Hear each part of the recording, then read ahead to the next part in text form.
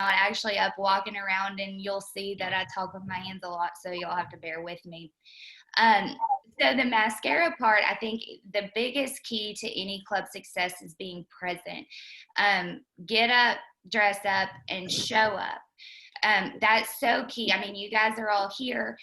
You have a lot of people that just show up to meetings on your meeting date, and you don't really have purpose for them. So I'm going to kind of tell you my Rotary story and how I got involved with things. The first time I ever went to a Rotary meeting, I got invited by a girl, and she was like, hey, just come have lunch with me. Well, I showed up and she was not there. So I walked in, I didn't know anybody there, and I sat down in a seat, and a lady was just kind of looking at me, and I was like, oh, is this your seat? And she told me yes. So she asked me to get up. And at the time I was like, okay, this is really awkward. I don't know anybody here. The lunch was like, okay, it wasn't our fabulous Chick-fil-A, thanks to Jeff Johnson. But, you know, for me, I had no reason to go back. I was not welcomed. I was young compared to everybody else. I didn't have anything in common with anybody in that room. At the time, the president came up to me right after the meeting, was like, hey, thanks for coming. Maybe you can come back next week. Our speaker is going to be Congressman Leigh. And that is the only reason I ever returned to Rotary, because I wanted to hear what the speaker the next week had to say. So I went back the next week, and they started talking about the South Tyler annual fundraiser, which is the spaghetti dinner. And they were like, hey, why don't you just come? You can help out. I still didn't know anybody in the room. And I kind of, at that point, just wanted to keep going out of spite, really, because I wanted those people to like me. I was like, why will these people not talk to me? Why are they not my friends? So I was like, okay, I'm going to keep going, and I'm going to make this uncomfortable situation possibly better. So I went to the spaghetti dinner, and that's where I can't remember. I was lucky enough to have back-to-back district governors in our club, so I don't remember if it was Tom DeWitt or Leigh Montgomery, and they started talking to me. So I was like, okay. At that point, I was really just going through the motions. I would show up. Hopefully, I'd meet a new person that week. I really still didn't have any friends in the club. I was still the youngest person there by a substantial number. And finally, one day, Leigh Montgomery came up to me. And he was like, hey, Amanda, I have a really great idea. We don't have anything like this. Will you help me? And I was like, sure, I guess. I mean, what do you need help with? And he's like, hey, we're going to start these interact clubs. And since you're younger, maybe, you know, you can relate to the high school kids better. And I was like, oh, sure, we'll try it out. So, you know, what kind of time requirement is this going to take? And I remember Leigh's exact statement. He told me, he was like, okay, Amanda, it's like driving a car. You just keep it in between the lines. And I'm thinking to myself, Leigh, you don't know how I drive. Like, this could be scary, but as long as you'll help me, we'll figure it out together. So Leigh and I were rocking and rolling. We were getting into the high schools, making headway. And after the first year, it was the end of the school year, and I had several students who were about to graduate. They asked me to write letters of recommendations for colleges. And I was like, oh my gosh, I guess it's nice coming from Rotary, but I wrote these templates, and I have friends that are English teachers. So I had everybody like proofreading these letters, because I was like, oh my gosh, I don't want to send this to like A&M or UT Austin, Baylor, and like I don't have spell check. So I thought that was really cool. At graduation, I walked to the mailbox, and I had a graduation invitation in there. And I was like, oh, that's cool. You know, in a weird way, I meant something to somebody. Even if it was a small difference, like I made an impact on one person just through Interact and sharing Rotary. By the end of it, I was like, oh, I hope I really stop getting graduation invitations, because I had gotten like 15, and they were going to break the bank from all my graduation gifts I was having to send out. So the next year, I was going through the motions with Interact again, and a girl came up to me and she told me, she said, Amanda, thank you. And I kind of looked at her like, you're welcome. Did I sign off on community service hours? You know, you're welcome, but I don't know what for. And she said, I just want to tell you, thank you for everything that you have done for my family. And I was looking, and I was just really confused by what was going on. And she said, I received the polio drops. My family is from Pakistan, and we moved here 6 years ago. And she brought me her certification that showed that her and her sister received the polio vaccine in Pakistan. She remembers it, and she kept the certificate. In that moment, everything all came together for me, because I was truly just going through the motions, and I wanted to help Leigh. I wanted to be involved with things. But at that moment, I realized that Leigh Montgomery had given me something, and that was the gift of Rotary. I knew that I was doing the right thing. And like I said, you know, just by getting a graduation invitation, this is different, because it's just me being normal, signing off on community service hours, but it put the whole thing in perspective to me. What Rotarians are doing all the way across the world are influence kids that are in our society today, families that are in our society today. So kudos to Leigh Montgomery for dragging me through all of that stuff, but it was totally worth it. So the mascara is really just the power of presence. Anytime you're a leader, whether you're new to a club, if you're the secretary, their treasurer, anytime there's anything, you need to be available. You need to be present. It's really hard for people to respect you in the club and take words from you if you're not leading by example and you're not present. So that's the key to mascara. The M&Ms, I have 3 basic principles that I truly feel were so crucial to our club success. Number 1, and this is the one thing that I get questioned about all the time, and that's membership. At the beginning of the 2018-2019 Rotary year, our club was at 64 members. And at the end, we were at 107 members. And, you know, I got a lot of questions, you know, hey, that's great, you can get members, but how about retaining them? So from club visioning, from everything that we had put in place, we knew that we could grow the club. From our club visioning, we knew how to maintain those members, and it was just putting everything that we had all together in a game plan, in the club visioning, in our master plan. With membership, I think something that's really important is if you take a step back and look and think to yourself, ask yourself, what does your club look like? How many women are in there? How many men are in there? What's the age difference? What's the age gap? Our club changed drastically 2018, 2019. I think there's several things that were a huge help to that. I can tell you from a younger generation standpoint, like I told you before, when I went to my first Rotary meeting, people were civil to me, but people weren't nice to me. People weren't welcoming to me.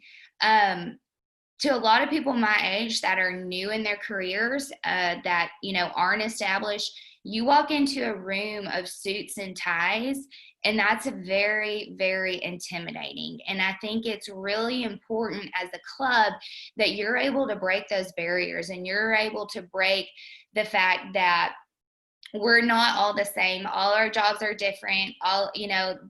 Embrace those differences instead of, you know, sitting with the old timers and you're in your same clique the whole time. True story.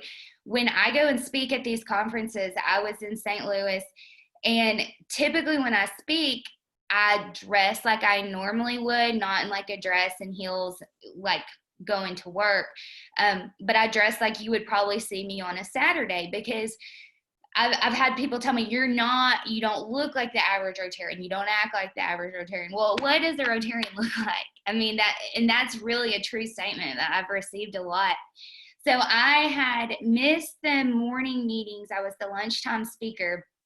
And when I had walked into the lobby, I was just kind of standing there, like scoping out who my audience was going to be. And a man walked up to me and he was like, "Ma'am, are you lost?" And I was like, "No, I'm good. I know where I'm supposed to be." And he was like, "Well, the cosmetology conference is like 2 halls down." And I was like, "Oh, okay, that's great. Thank you. Thanks for looking out for me." And I didn't say anything. And there were maybe like 400 people in the room. And as soon as I got up to speak, like that man's eyes locked up with me. And he was like, oh my gosh, you could tell he was just like humiliated by the fact that he had said anything to me in the first place. But it's just a prime example. We talk about there's no other profession. I mean, we all have worthy professions. We're all in this meeting. We're all in Rotary because we have a passion for people. And I think that there's a lot of perceived notions. And same thing for people that aren't in Rotary. I mean, people still come up to me and they're like, "Isn't that an old man's club where they sit around and drink coffee?" So I think it's very, very, very important for public image of any club and to grow membership, break down the barrier. If you don't have a younger generation or a very diverse generation, I think you can be very strategic on how to get those members. I'm sure somebody in your club has really heard of a go-getter or somebody that really likes to be involved in nonprofits or donate their time. And you ask people, how do you get people to come join Rotary? It's really, really simple. You invite them, you ask them. And this is just me. When I invite somebody to come to Rotary, I've recruited quite a few people. I don't ever say, "Hey, come to a Rotary meeting with me." I look in advance and see who the speaker's going to be and say, "Hey, our police chief's going to be here Monday. He's going to give a great presentation. Why don't I buy you lunch and just hear what he has to say?" With the millennial age group, they walk into a room of people that they're normally not going to be associated with. I laugh about Rotary. I don't know if Phil Bandel's on here, but I'm originally from Paris, and Phil was my dermatologist. And I have no reason to talk to Phil Bandel until we both found out that we were Rotarians later in life. So for somebody like me to be associated with a doctor, there's really no other possibility for us to be in the same room and even communicate. Break down the barriers. Please do not let people feel intimidated. Welcome them. And I beg you, never ask anybody to get out of their seat. The only reason I went back was because of Congressman Louis Gohmert. So when you take a step back and look and say, what does my club look like? What can you do to make it different? And I think that, for each club that's different. I mean, we all have different different days meetings. Some are harder than others. But I think that's something on the club level that you should probably discuss and say, "Hey, does anybody know somebody that we could possibly call?" So kind of negotiate that to work in the best interest of your club. With membership, I think public image, I said before, was very important. One thing that we looked at was any way that we could publicize our club for that year. Anything that we did, we sent a press release into the paper. Anything that we did, we took 100 pictures and put them on Facebook and tagged everybody. What we try to do with membership is add more and more interest. We tried to add more insight that, it's not your old man coffee drinking club. We're on the front page of the newspaper putting in a splash pad for kids. So a lot of times, if you just write to the newspaper or you call the news and say, "Hey, we're going to be here doing a blood drive, will y'all come cover it?" More and more coverage is going to give positive exposure to your club, which is going to attract more members as well. One thing that I ran into with membership, and I couldn't see if they were on this call or not, but I set major goals before I became president. And aside from club visioning, I knew that we were in a rebuild year for my year coming up, and membership was the main thing that I wanted to concentrate on, because at this point I did have a love for Rotary. I had the gift of Rotary, and my goal was to share it with as many people as I possibly could. So I think it's really, really important that with these goals, you build a team around you to help you with them. I had an amazing group of people that I didn't know would necessarily support me in the things that we were doing. But anytime you're doing anything, there really is no bad idea, because I know I had said stuff before and I was like, these people are going to laugh at me. And before I knew it, I had 12 people that were totally behind me and did everything in their power to make things work. So with membership, instead of having one person over membership, I highly suggest that you have a team of membership and somebody that can relate to different people. If somebody like Jack was joining the club, I don't think I would be the right person to like, hey, Jack, join Rotary. We can go take our kids to the park. You want to meet somebody that has more interest with Jack, or maybe goes to church with Jack. So that's what I mean by being strategic with your membership and how you target the membership. So my first M for M&Ms is motivation. The second N that I have is motivation. Oh, membership and motivation, I'm sorry. So Greg Yank spoke, I guess about 2 years ago at one of our conferences. It was in Longview. I don't remember which one it was. And he said something, and I really took time and thought about it. And I really took the time to process what he was asking. And in his speech, he said, what's in it for you? And at the time, when I looked at everything that had happened up to this time, really everything was in it for me. Rotary helped me personally build, who I am and my morals and the morals that we live by as a family that I can teach my daughter. Rotary helped me establish a professional relationship where, I would never be in the same room with these people. Rotary helped me build community. It helped me make friends. So what is in it for you? I mean, it's different for all of us, but it's something that I think you can apply to each member. I highly encourage, and I know a lot of clubs now are doing a lot more socials. Some clubs are meeting on Zoom. I know we had one right before this, but still finding ways to engage. For instance, we ended up adopting a park. It was free for us to do that.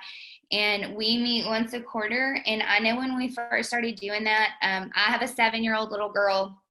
And when I first started in Rotary, it was kind of like I was the only one with a small child. And I know this past spring, I stopped and looked around and I was like, wow, what a difference, because there were like 7 of us moms that all had our kids out there picking up trash, swinging together, playing together. So I think adding motivation to the club and different routes for people to meet and talk is super, super important.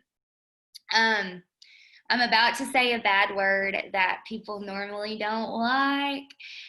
It's my third M. I saw Jack look up like, oh my gosh, what she's about to say.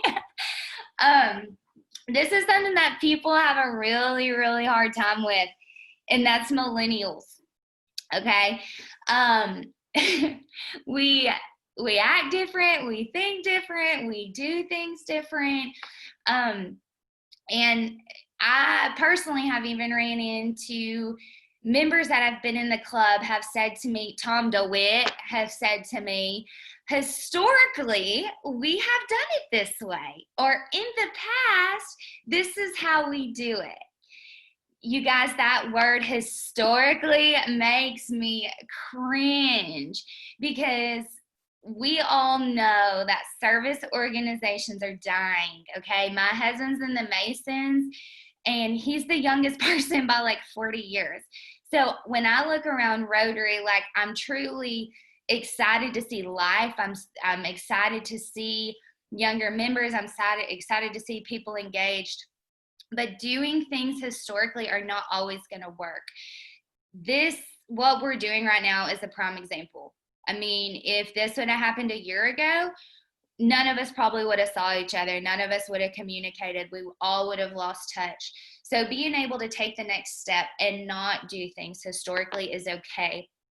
I would suggest to people, especially that are going into leadership, to take that historically word and completely throw it out, because you can ask anybody in our club when I was like, hey, maybe we should do this. Change is not always a bad thing, but it's a hard thing. It's a hard thing for anybody to accept. It's a hard thing for anybody to really embrace.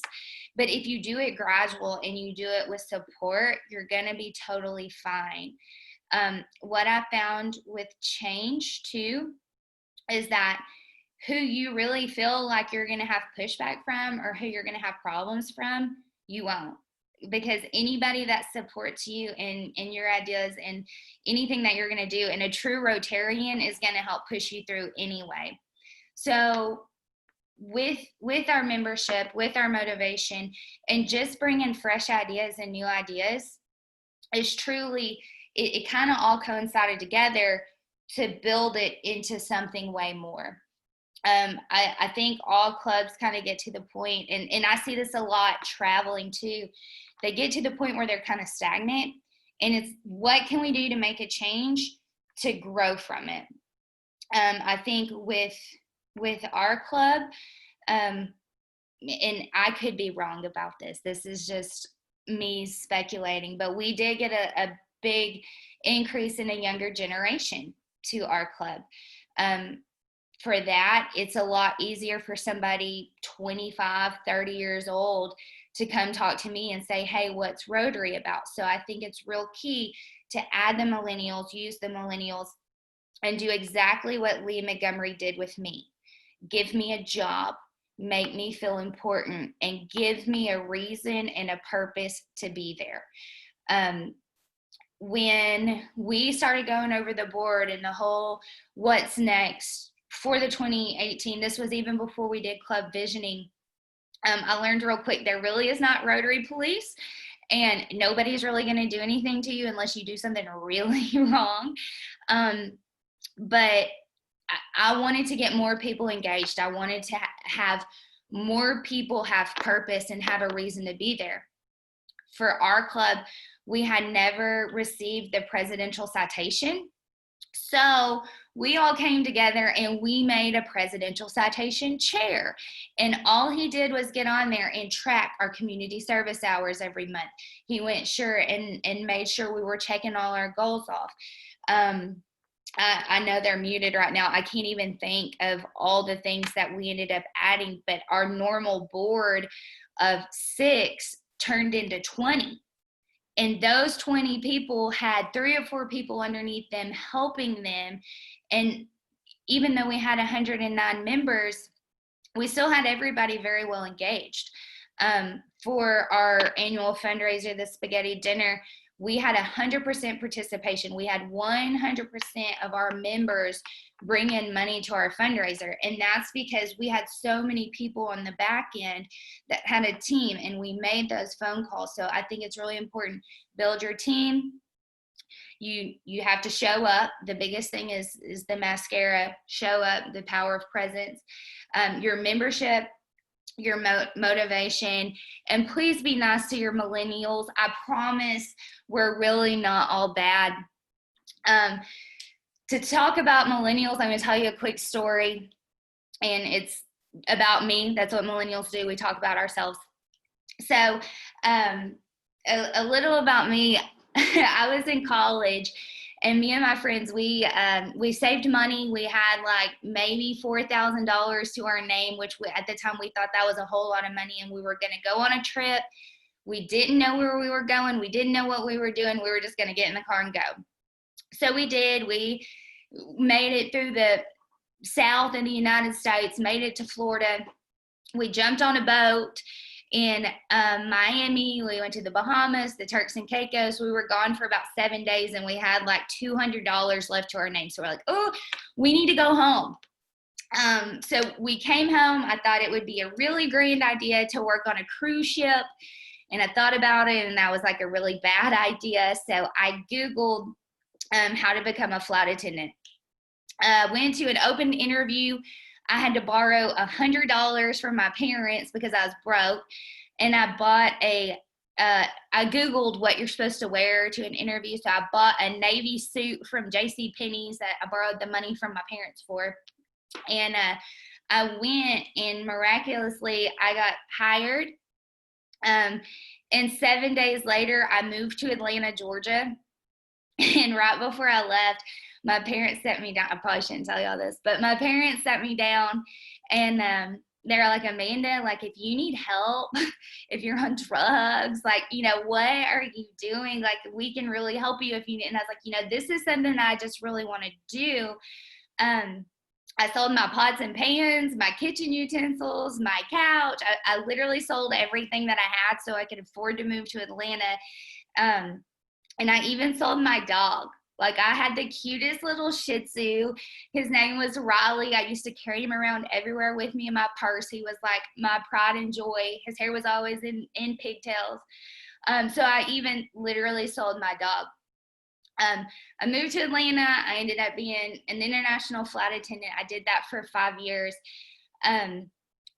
I had no sense of reality, but at 20 years old, I got to see things that I would never get to see before. I got to experience things that I would never get to experience. I've been to the pyramids. I've been to South Africa. And that's just kind of an insight. Like, a lot of millennials' minds work that way. They work in the sense that we value experience more than we value money. I mean, we would rather have those experiences. And I have a lot of friends that have done a lot of similar stories. But my question to you is, what dog are you willing to sell? What chances are you willing to take to be able to make that difference, to be able to make a drastic change that is going to be what's best for you, what's best for your club, what's going to make the biggest difference? Was it hard for me to sell my dog? Absolutely. Like, it was devastating for me at the time, but I had the opportunity of a lifetime. So what chances are you willing to take? What dog are you willing to sell for the best interest of your club? Be open to change. Be open to accept something different, and don't historically, Tom DeWitt, do anything. Jack, I kind of like paraphrased some stuff. I knew this would be a little bit different. I was going to open it up for questions. I know Leigh's jumping on right after me. I know you told me I had 30 minutes and I went 34.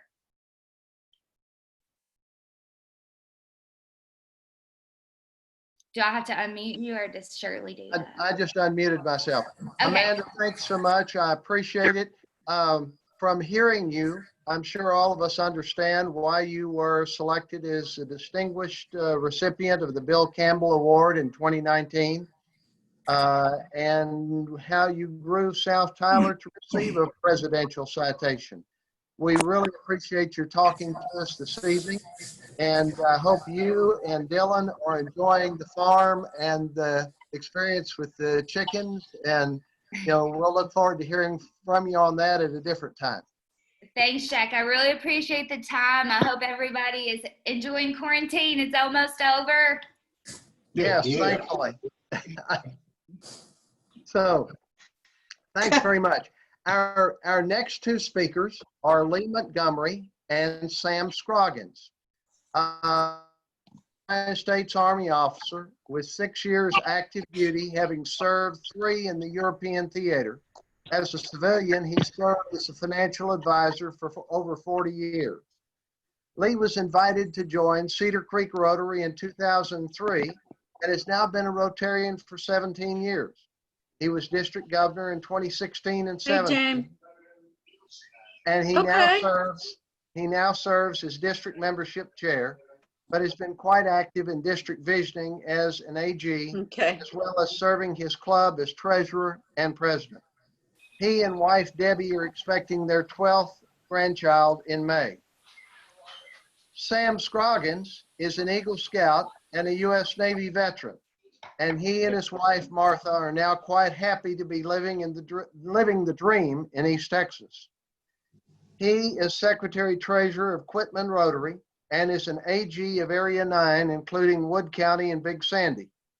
Sam was one of the district's first visioning facilitators and served as team lead for 9 visioning events conducted in 17 and 18. Sam is a graduate of UT Arlington in mathematics and from the Managing Technology program from UT Austin Graduate School of Business and Engineering. He is retired from Mobil Oil after spending 30 years in various information systems assignments in the US and Norway. He's currently serving as the administrative assistant for Quitman's First United Methodist Church. And gentlemen, I'll turn it over to y'all for your end of the program. Thank you, Jack. Hello, Leigh. Can you hear me? Hello. I'd like to thank Amanda for her participation tonight. And if we get time for a little question and answer, if she's still on the call, I hope somebody would take advantage of that. She gave me a lot of kudos, but in the end, she's the one that carried the ball. She's the one that became a Rotarian by her involvement, and it was all her when she led the club in a stellar year.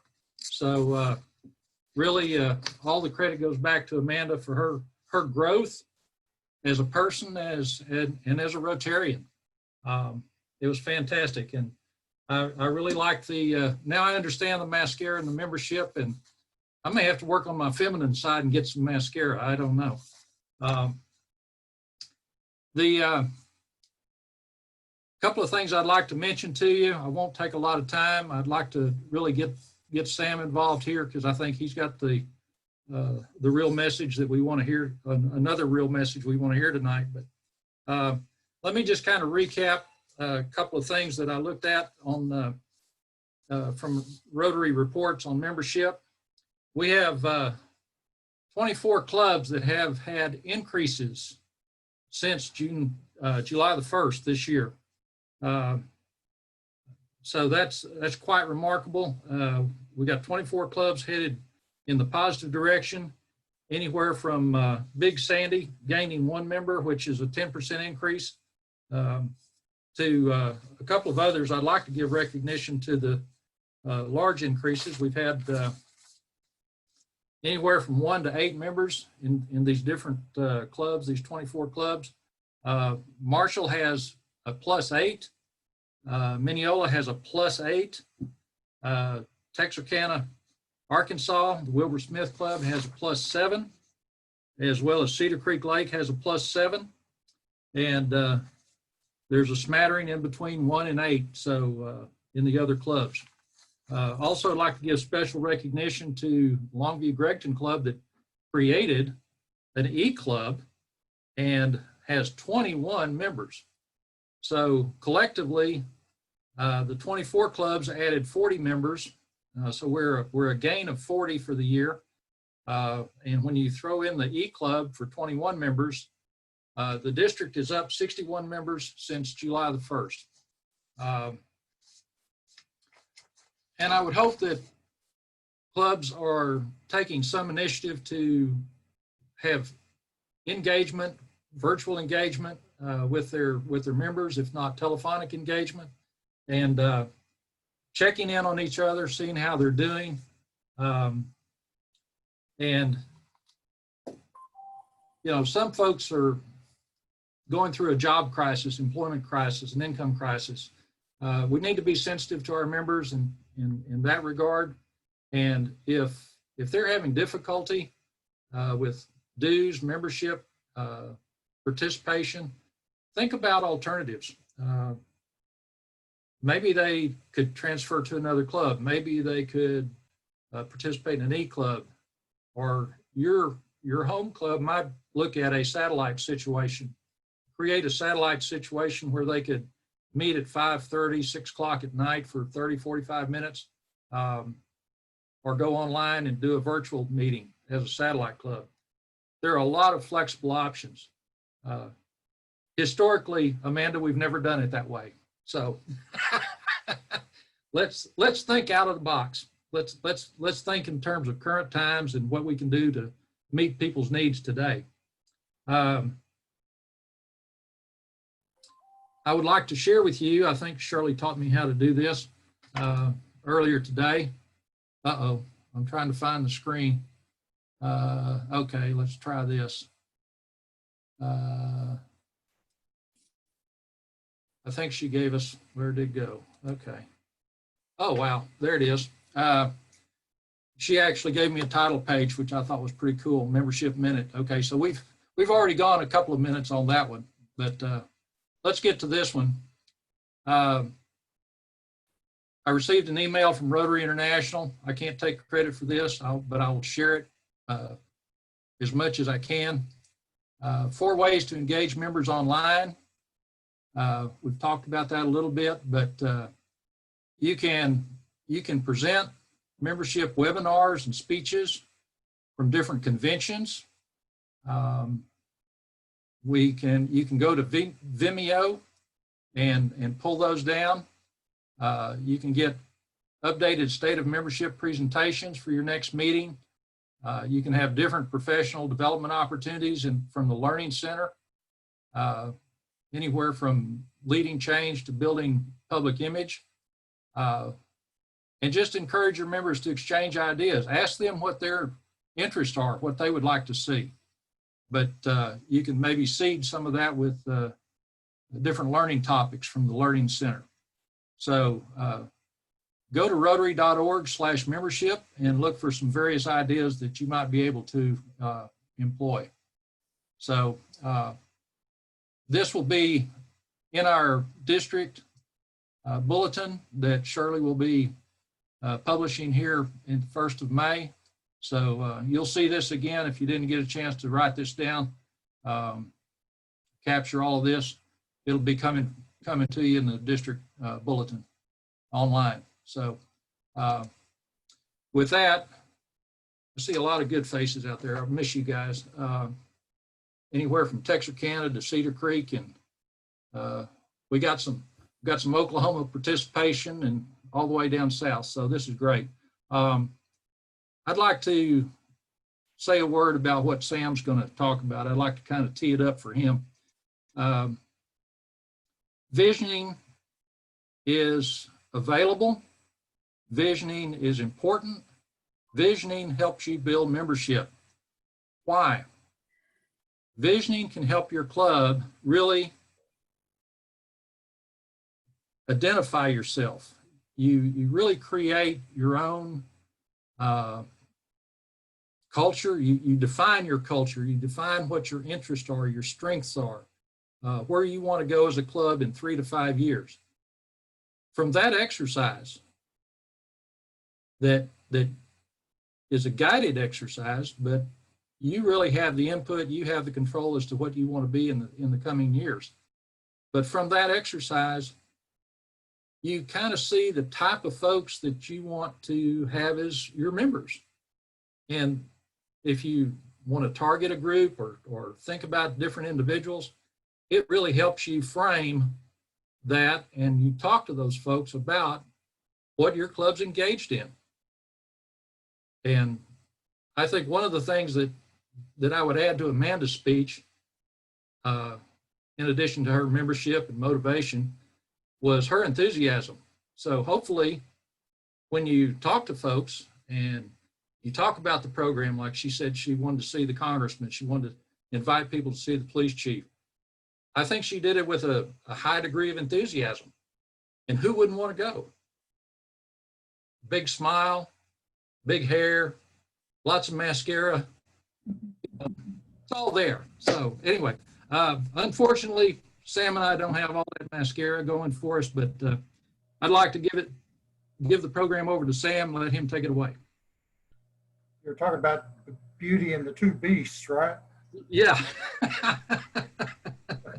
All right, very good. Well, I'm going to go, we're at 6:15, so I'm going to try to dash through this and get us near the end, almost on time anyway. So I'm going to go ahead and go to a shared screen and hopefully everybody will be able to see the slides. If not, I know Shirley sent out copies, paper copies of this in advance. But what is a vision? What is it? And I think all goes back 115 years when Paul Harris, who was the founder of Rotary, probably came up with the first true vision statement. We're not an organization for retrospection. Rather, we're one whose worth and purpose lie in future activity rather than in past performance. And that vision has taken them, with the addition of plans and programs and initiatives over the years, has caused Rotary again to grow into something that is spread around 220 countries, and I've forgotten how many clubs there are in those, but just an amazing feat from that simple vision to start with. So what is a club vision? It's a living management tool, and by living management, that means that vision starts by wherever you might be today and where you think you're going to want to be in several years, into something that evolves into a strategic plan. And it's a plan that needs to be updated and enhanced on a yearly basis. So it's a living tool. It's not one that that goes away. As Amanda so described, it requires commitment, and it requires that commitment be shared among all the members of that club, and be shared with the district, and be shared all the way up the line.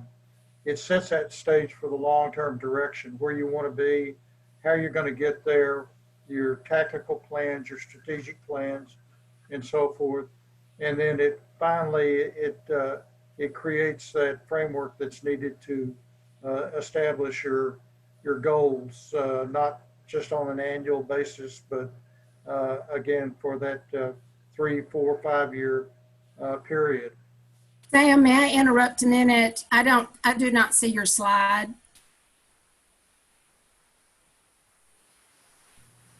Very good.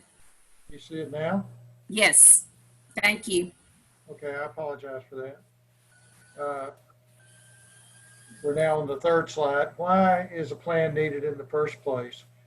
We all know that the traditions of the club and all the way up the line to the top of Rotary International, leadership turns over every year. The president is new every year. President-elect is appointed, a new one every year. The club secretary and treasurer has to be at least reelected every year. A lot of times they stay a bit longer. But at any rate, the tendency is that I know in my 8 or 9 years in Rotary, it seemed like every time we got a new president, we also came up with a new set of objectives and plans and programs. And what the visioning process is all about is to help us avoid that, reinvent the wheel, and not change radically annually. We tune annually, certainly, but we know where we're going, and it provides a path to keep us going. It's a multi-year coordinated plan. I think most importantly, it provides for continuity from year to year. It provides for consistency of plans and programs, and perhaps most importantly, it's developed on a consensus basis so that the members of the club all had a say in what those plans and programs are, and they're all involved in that.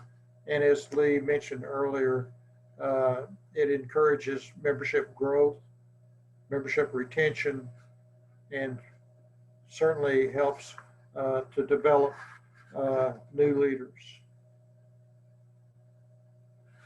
Is a plan really needed? And I think Yogi said it best. If you don't know where you're going, chances are you're going to end up somewhere else. If you don't know where you're going, how are you going to know when you get there? I mean, it's plans are needed, and again, all of you are in professional ranks somewhere along the way, and I don't need to tell you how important plans are, but getting them structured and put into place can sometimes be a little bit interesting. So what is the visioning process? Just on a basic, it's a 4-hour block of time set up in a location or in a venue that is conducive to allowing a group of hopefully 12 to 24 Rotarians to gather in a comfortable environment. We want to make sure that those 12 to 24 include your club officers, but we also want to include a cross section of others in the club. Having a few millennials in there is pretty important, by the way. We do spend a bit of time up front collecting some information on the state of the health of the club.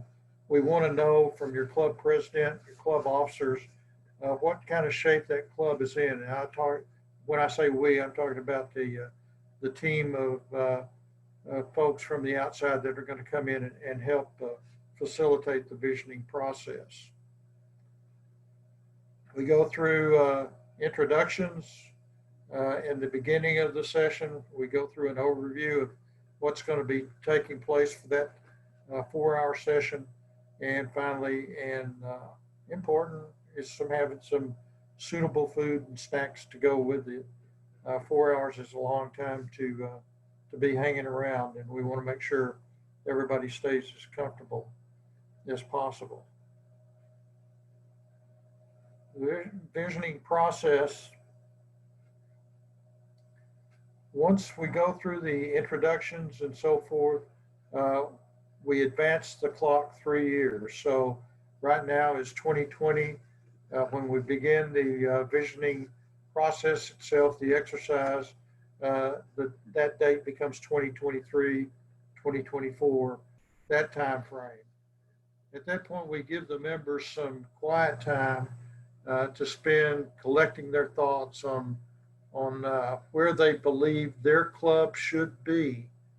And this is a structured thought process. There is an outline that the people follow, but pretty much they're on their own for a bit of time to get their thoughts together on where the club should be, what it should be doing, how it should be raising money, what kind of service activities it needs to be involved with, how many members should the club have, what are the demographics that the club should consist of, and so forth. So we spend a fair amount of time collecting that on a personal basis so that the members have, again, a basis for sharing those thoughts as we move on into the facilitator portion of the activity.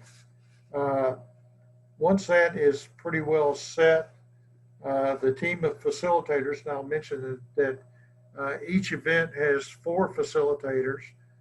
There is what we call the extractor, the person that pulls the ideas out of the various club members. There are a couple of people that are writing the ideas that the club members are bringing forth on flip charts. And those flip charts are going to become very important later on in the process. And then we have what we call a runner, who is just making sure the flip charts, once they're created, get posted in a prominent place. And they also, sometimes it gets a little bit difficult to try to break some of these ideas down into just a few headlines, if you will, 8 or 10 words or a dozen words maybe that describe the idea that the club member is trying to impart to the rest of the group. So that runner is also helping interpret some of the answers that we get. At any rate, the facilitator's job is to extract the ideas. They're all posted according to the avenue of service that they're involved with. We make sure that those ideas, again, one of the key aspects of this is there are no bad ideas. There are some maybe better than others, but there are no bad ideas when it comes to this, to the extraction process itself. Once that's done and the flip charts are all prepared, then there's a process where the club members go around and start narrowing down. And it's a multi-phased process of narrowing down until they finally come out with, in each every avenue of service, 3 or 4 key ideas that the club wants to pursue in that 3 to 4 year, 3 to 5 year time frame. And these ideas then become the basis for building the consensus club vision. The club, what else does one get out of this? The club clarifies where it wants to stand in the community, what it wants to stand for, how it wants to be known. My club is known for its service to the first responders. My club is known for its service to the children of our community and so forth, those kinds of things. It also is established a 3-year targets for its membership. The club itself better understands its attributes, what it's all about, what it's made of, what really makes it cook and turn. And again, the top 3 objectives in each area of service or something that comes out of this. And then again, a very important element, the club has identified ways. I don't think anybody goes into Rotary just to have lunch. We really go in to develop leadership skills, leadership knowledge, to network with others, to find out how others are taking care of business. So and so this really helps fuse together the notion of development, of leadership development. What happens next with this? With the action plans are created. The wall charts are compiled, and again, most of this takes place after the meeting. But the club goes back and takes usually the club secretary or someone that's assigned takes these wall charts back and boils them down into here are 3 main ideas, but here are some other good ideas that came out of the process. And they share those. The president makes sure that they're shared in the club assembly with others. And again, the whole idea is we've had 12 of our club members represent our club of 40 people. Let's make sure that we can maintain or develop a consensus that the whole club buys into these ideas. And again, some refinement takes place. It's a living document, as we said in the beginning.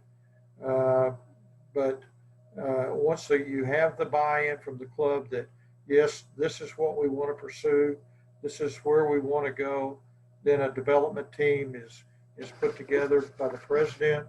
The president-elect is often very instrumental in this. Others that are driven by some of the activities. Amanda described that so well, how she had so many committees working for various areas where they were very, interested in and had some skills to really lend to the process. I think one of the things that the clubs need to do also is establish a champion, someone that, again, pushes things through, similar to the way Amanda described the the champion that her club identified to help them get the presidential citation. It's that kind of person that has a little bit of bulldog in them, a whole lot of passion for getting the job done, and keeps those strategic plans and the vision moving forward. And then something that is new with some of the revisions, and there are revisions coming out. I'll mention briefly, but there has not been a whole lot of follow-up with the district governor or the district visioning chair in the committees about the progress the clubs make after the visioning process. There's informal reporting. I still get folks from some of the sessions we conducted back in 2017. I get feedback occasionally from someone that says, you know, it really is working, and there are others that I'm sure may be struggling to keep the motivation going. At any rate, there will be requirements in the future for some sort of regular reporting to the district governor and the visioning chair on the progress of activities. So why are we planning? Why is this important again? If we're all headed in the same direction with a common destination in mind, we can do it extremely well. If somebody drops an oar, or somebody doesn't pull along with the rest of it, then it's going to be hard to keep that pulling in the right direction. So that really encapsulates why we're doing this in a very simple graphic. To hold a visioning event, I think we're in 2017 and 18, I think there were somewhere around 15 events. Does that sound right, Leigh? Somewhere along those lines, about 15 events held around the district. We want to see most of the clubs over the next couple of years take advantage of this. It's a very minimal cost. I think in the past it's been about $50 to pay for the flip chart materials and the magic markers that go with it. So it doesn't cost a whole lot of money to do this. But the way you go about the process, you'll contact me and say, I want to set up a visioning process for my organization. And from there, we identify a 4-hour block of time, a date, and time. A lot of these happen in the evenings. Some of the events take place on Saturday during the day, in the morning, maybe a morning session or whatever, but events are at the convenience of the club and the members of that club. That's what we're most interested in. The club itself then needs to make sure that it has its officers included in a group of 24, in my opinion, is a wonderful number to start with. If we go beyond 24, it gets fairly difficult to get it done in 4 hours and make sure that everybody has their ideas heard. And again, those ideas are all important. At any rate, 12 to 24 people seems to be about right. The club would need to appoint an event coordinator, and that coordinator's job is to work with the district visioning chair and the facilitator team leader. And again, I mentioned earlier that these facilitator teams are 4 people. There's one person designated as the leader, plus the scribes, plus the runner. So the team leader is the one that really hashes out the details on the things that are needed to conduct the event and so forth. Do you have screens? Do we need to bring a projector? Do you have a big, a large screen TV?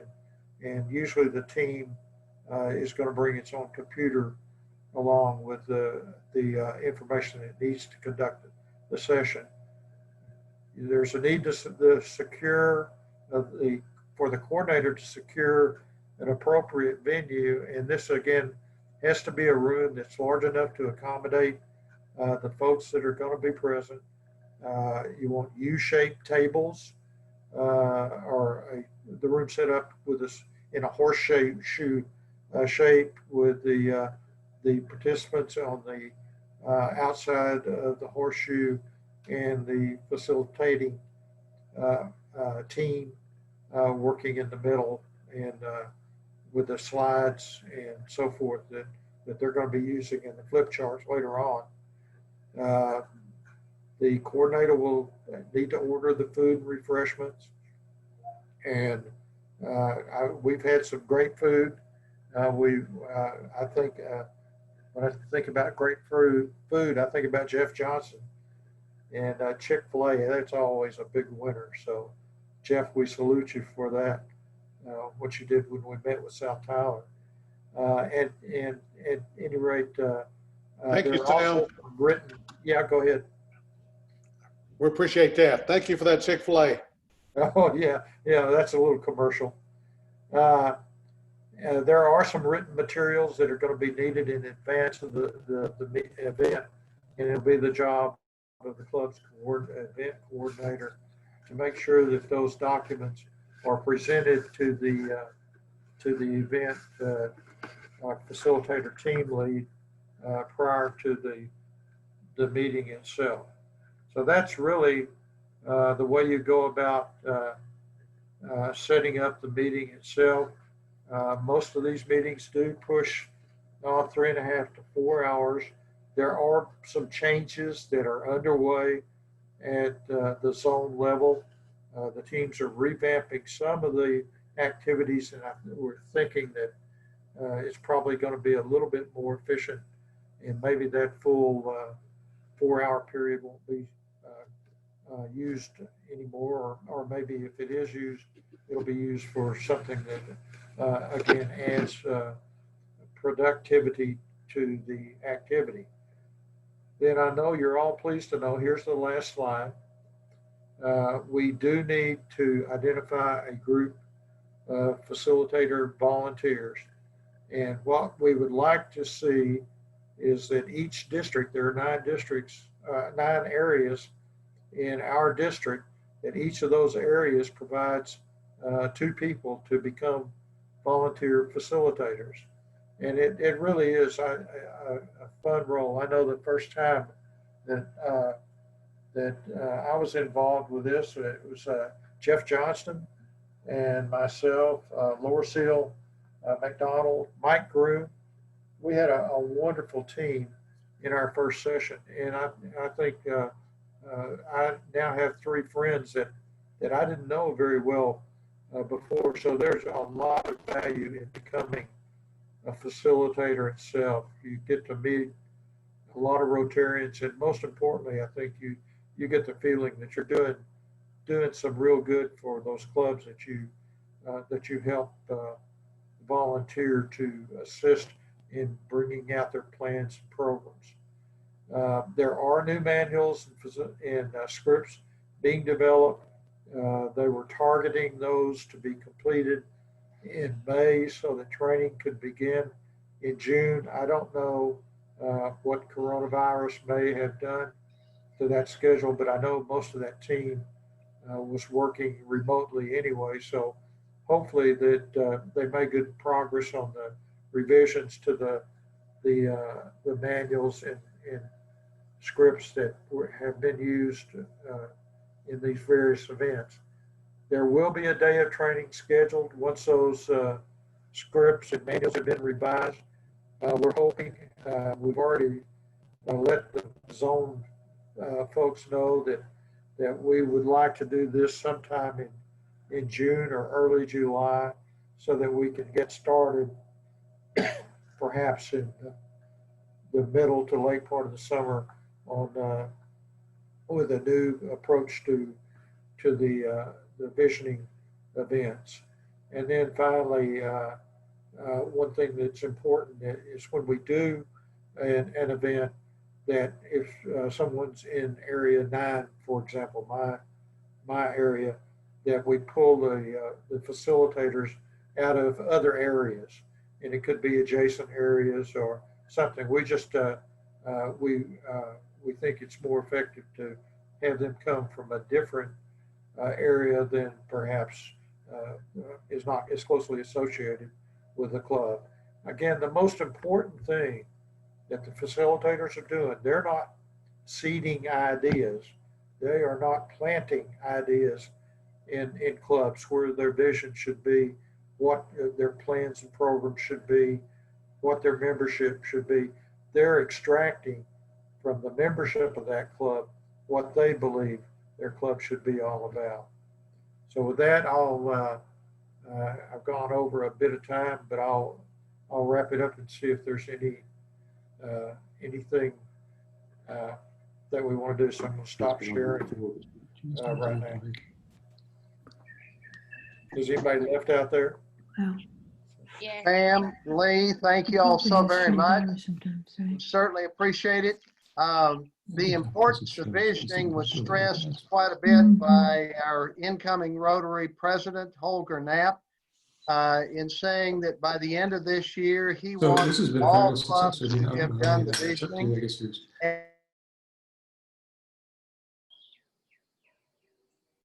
There we are.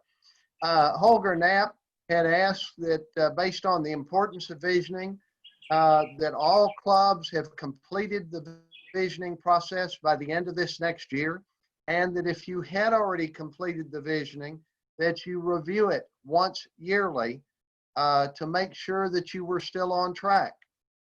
We need to be a nimble organization that can move rapidly, and to do that, visioning and the importance of visioning simply cannot be minimized.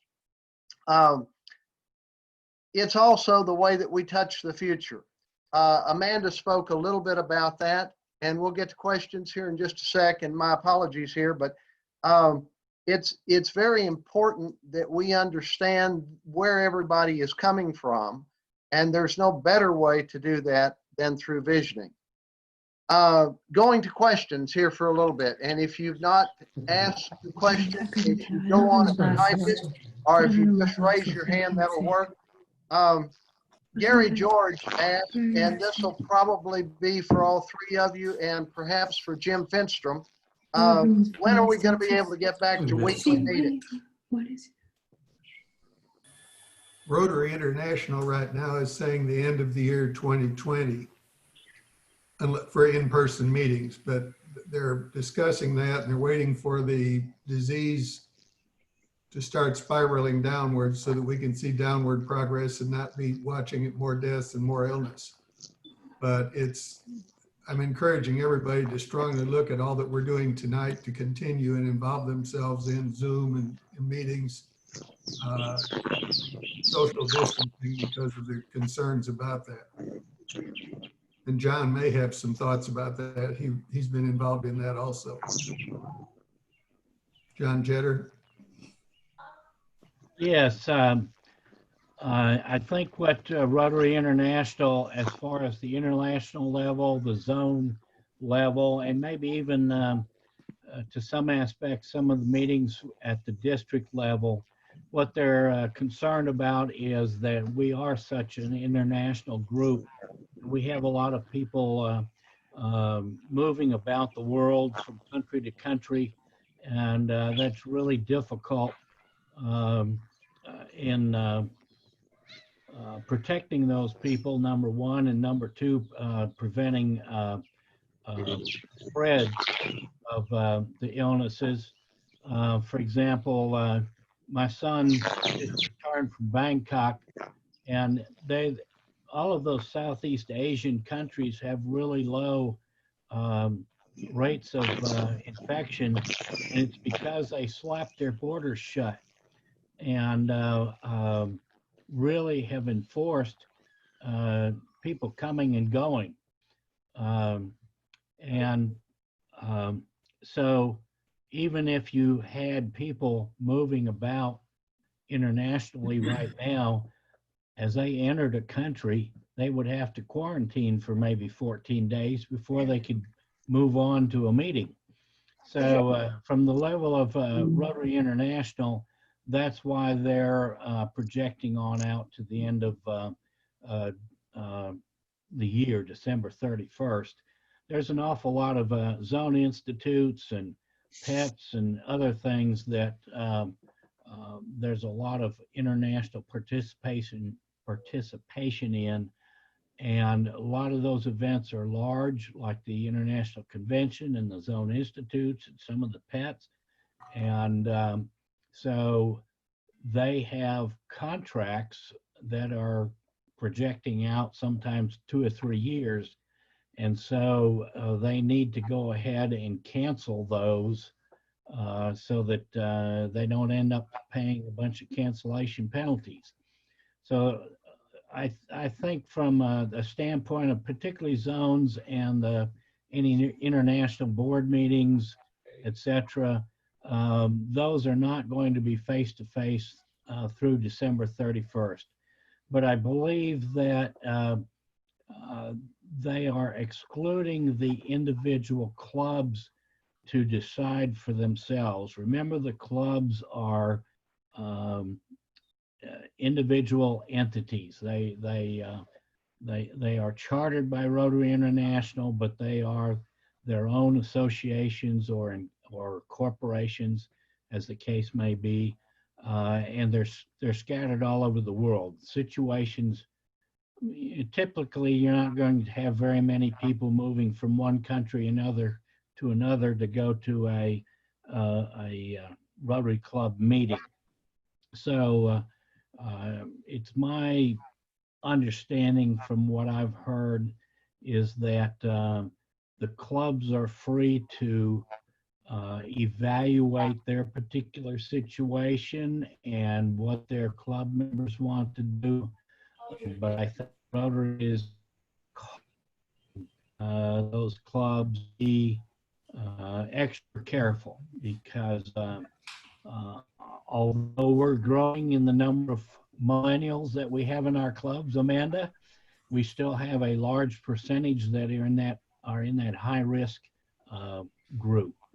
And so all of our members need to be cognizant of each other's situation and how it best fits our clubs. Does that help? John, Mike Groom has his hand raised. Yeah, Go ahead. yeah, thanks, Jack. You know, I had this crazy idea a minute ago. Of course, you know me, I'm pretty good about it, crazy ideas. But what about... Mike, we can't hear you. You can't hear me? What about now? Wonderful. Okay. Better? Got it? Got it. Got it now. But what about having rotating membership at meetings, right? So one week you have a specified, you know, number of club members come to the club meeting so that we can maintain social distancing, and then the next week have a different group come in, right? And just have a way that's kind of done randomly, so we have a limited opportunity to get together and socialize and visit with one another. Just a thought. Now, that's one strategy a club could use.